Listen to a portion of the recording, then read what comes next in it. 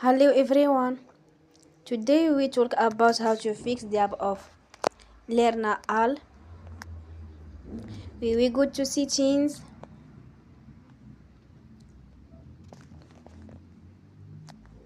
Then we click on apps.